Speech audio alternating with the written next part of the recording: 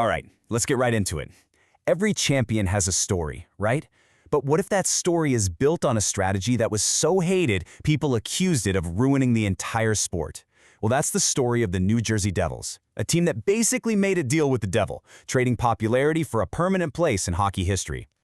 To really get this story, you have to know where they came from.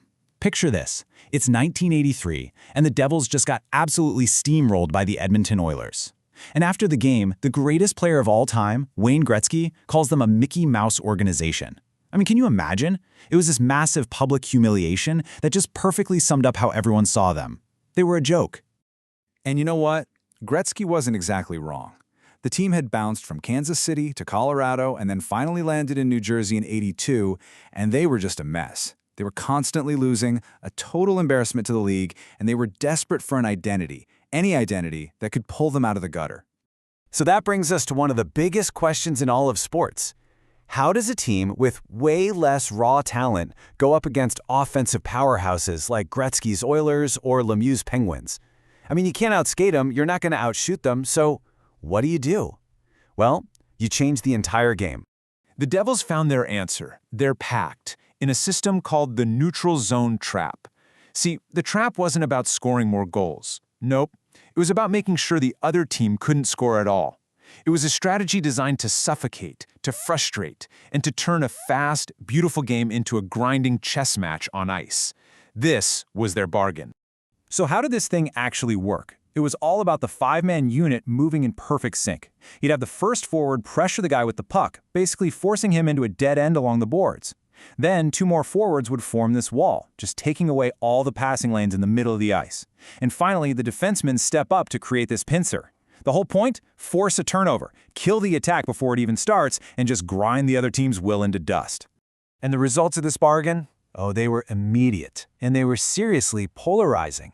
The Devils didn't just get competitive, they became champions. But with every single win, this tidal wave of hate just grew and grew. From fans, the media, even other players who felt the Devils were just destroying the soul of hockey. And just look at this timeline. 1995, 2000, 2003. 3 Stanley Cups in less than a decade. The Mickey Mouse organization was now a full-blown dynasty. That hated strategy, it didn't just work. It made them the absolute kings of the NHL. And this really gets to the two sides of their legacy. On one hand, you've got undeniable glory. No one can take that away. But on the other, just pure vitriol. They were called boring, unwatchable, and they got blamed for kicking off what everyone now calls the dead puck era, a time of super low-scoring, clutch-and-grab hockey. But here's the thing. It wasn't just the Devils. Their success was part of this perfect storm. Other teams with less talent started copying the trap. Players were getting bigger and faster, clogging up the ice even more. The rules at the time allowed for a ton of hooking and holding, and a goalie like Martin Brodeur was so good at the puck he was basically a third defenseman. The trap was the poster child for it all, but the whole league was slowing down. In fact, this whole dead puck era got so bad it was a huge reason for the 2004-05 NHL lockout, which led to big rule changes designed to open the game back up. But a deal like this, it casts a very, very long shadow. When you forge your entire identity around not scoring, around defense above everything else, there are going to be consequences. And there's this one season, years after all the glory, that shows exactly what happens when that system is perfected and then completely hollowed out. The 2013-14 season. Man, this was the logical endpoint of the Devils' whole identity. They had absolutely mastered the art of preventing goals, but somewhere along the way, they kind of forgot how to score them. It was like the ghost of their championship past was haunting a team that had all the defensive structure in the world, but zero offensive spark. The numbers from that year are just staggering. If you look at expected goals against, which is basically a measure of how good the other team's scoring chances were, the Devils had the single best defense in the entire league, an all-time great defensive season. But at the same time, they were 27th in scoring goals. It was the most lopsided team you can possibly imagine. And all of this came to a head in the shootout, the ultimate one-on-one test of pure scoring skill. That season, in 13 tries, the Devils won a grand total of 0. 0. It was statistically baffling, a complete and total failure to score when it mattered most. And here is the brutal impact of that. Every single one of those 13 shootout losses cost them a crucial point in the standings. So when the season was all said and done, they missed the playoffs by just 6 points. Their inability to score, the final price of that defensive bargain, literally sent the league's best defensive team home for the summer. It's unbelievable. So, that brings us to today.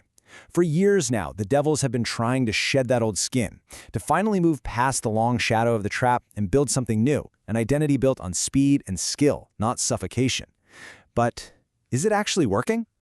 I mean, on paper, they have all the pieces. They've got this core of super dynamic, high-flying young guys like Jack Hughes and Nico Hischier, who are the complete opposite of the grinding defensive players from back in the day. This is supposed to be the team that finally breaks the curse. And yet, that ghost just seems to linger. Just 2 seasons ago, they had the best regular season in franchise history. Hope was through the roof. And then, this past season, a shocking collapse. They missed the playoffs entirely, and guess what plagued them? The very things that used to be their biggest strengths: defense and goaltending. It honestly feels like a recurring nightmare for their fans. And that really is the question that's still hanging over this team. The bargain they made all those years ago, it brought them glory, it brought them championships, but it also forged an identity that is proving incredibly hard to escape. So, can this new generation finally break free and create a legacy of their very own? Or are they forever destined to live in the long, complicated shadow of the trap?